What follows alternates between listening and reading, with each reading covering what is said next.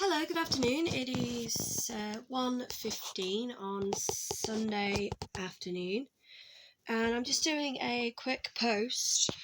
And straight away, if you were to view my post from yesterday, I'm sorry, I'm never any good at using my phone to film myself. I never know where to look. You'll see that already there's a big difference in me, in the way that I am talking, in the way that I'm feeling within myself as an individual. Now, yesterday's post for me was quite hard to do, and I would say even today is quite a challenge. Because one of the things that I did yesterday, and also I believe it was the day before, was that I posted on social media for help, for support. And it is very, very hard for people to admit when they need help and to ask for help. And if anything, what my post showed over the last sort of 24 to 72 hours is who my friends really are. I'm not judging anybody, I don't want to point fingers, but out of posting that information online, only one person contacted me. Only one person was there for me. And sometimes that's all you need. You don't need a million people texting you saying, "How are you? Are you okay? Oh, I'm sorry to hear you're having a bad day, blah, blah, blah." I had one person help me. One person who picked up that phone, who knocked at my door, who drove me from the hospital to get a refill of my medication that I hadn't had for an entire week. And that one person that helped me was my ex-partner, who's the father of my children. And the way he always puts it is that he's not helping me to help me, he's helping me to help them, because that's his job. His job is to take care of his kids. So I am sick to death of people criticising men and saying, "Oh, all men are scum, all they do is walk away, they have kids and forget about them." You know, at the end of the day, what makes a father to me isn't somebody who you may be married to or spend the rest of your life with. It is that person that genuinely, when his children need to come first, they come first. And he knew how sick I was. He knew I was struggling. And he just picked up that phone and he just said, "Right, I'm having the children. You get better, you get well. If you need me, phone me. But I don't want people to keep thinking that I am controlling you, that I am trying to brainwash you, that I am trying to tell you what to do with your life. You need to get well. If you're not well, how can you take care of our children?" So over the last sort of 24 hours, I have managed to get my medication again. One of the things I always promised myself was I would never get addicted to antidepressants. I did not want to be one of those people that was a statistic who all the jobs sent to do, or all the Department of Work and Pensions do, or your doctor's surgery does, is just pump you full of drugs just so you can function on a daily basis. I didn't want to be that person. I did not want to be that individual. But unfortunately, what the last sort of week has shown me is that due to the lack of support, due to the lack of care and due diligence that is out there, not just from my friends or my family or my loved ones, but also from the NHS and from my GP and the government, people with mental health issues are not taken seriously. I was literally spiraling out of control because I could not get my medication. I phoned up the pod, I phoned up my doctors. I even spent 4 hours in hospital in A&E trying to convince them that I needed this medication and that they needed to give it to me. And finally, after seeing someone from the mental health team, I got my prescription refilled. But the amount of waiting around, the wasting of my time, of their time, when all they had to do was look on my medical file and say, "Right, yes, you need this medication, yes, you need to speak to your GP, but we understand you can't get in to see them at this moment, here are your meds." But instead, nothing happened. It took me 4.5 hours almost. I Went to the doctors at 9 o'clock in the morning. It wasn't even my GP surgery. They were very concerned about my welfare. They did not want to just let me leave with a prescription. They believed I needed to go and see a psychiatrist before being given those drugs, which is great. It's fantastic. Why would you, if I am not your patient, just say, here you go, here is some medication for you, when you have somebody coming to a surgery that you've never met? You wouldn't do that. That would just be negligence. What also frustrated me was the fact that I openly admitted that I had overdosed on amitriptyline because of the pain that I am constantly in throughout the day. I have never done that before with amitriptyline. Paracetamol, yes. But every time I've gone in and I've been honest and I've been open and I have said, I think I've over-medicated, they have still let me walk out of that hospital. They have still let me walk out of that surgery. And not once have they said, hang on, wait a minute, stop. This person needs help. And I have never deliberately taken medication that hasn't been prescribed to me to get attention or to try and commit suicide or to put my life or my kids' lives at danger. It's basically because I have dyslexia. And at times I misread my medication. And then I think to myself, hang on a minute, why do I feel drunk?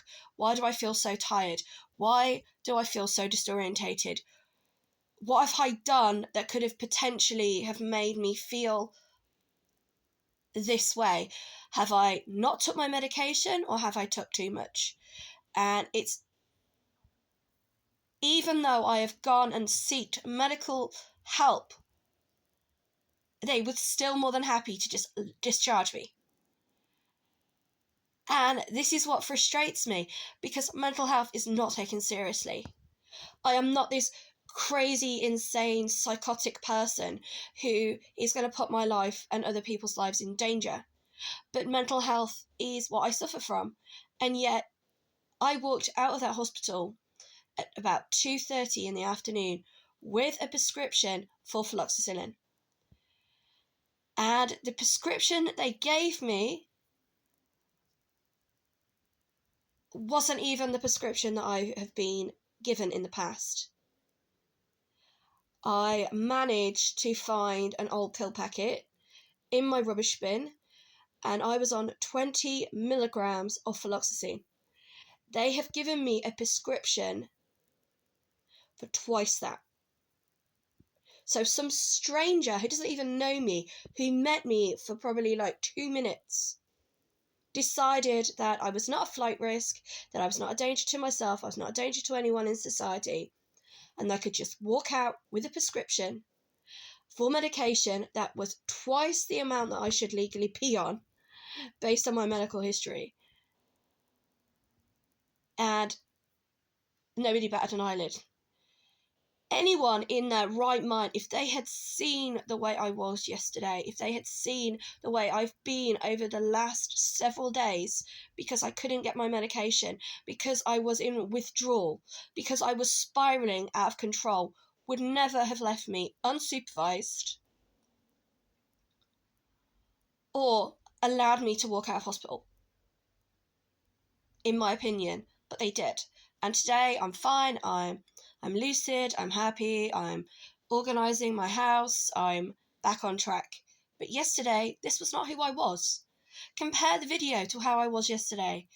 And the only thing that I was concerned about, and that obviously my ex was concerned about, was the welfare of my children. All he can say to me is, they're safe, they're well, they're happy, they're fed, they're clothed, they're watered, they're going to the park, they're having a day out with daddy. Do my children know I'm ill? Of course they know I'm ill. I would never lie to them about me being ill. My oldest is 9. He knows when mummy is having a crazy day. And he'll be the one that if I don't phone their dad, he'll phone them. He'll be the one that if he thinks that I shouldn't be on my own with him or my brothers, or his brothers, sorry, he'll be the one saying, phone daddy now, mummy, otherwise I'm going to phone 999 and get them to take you away. And I don't think mental health should be hidden from people within your family and your loved ones.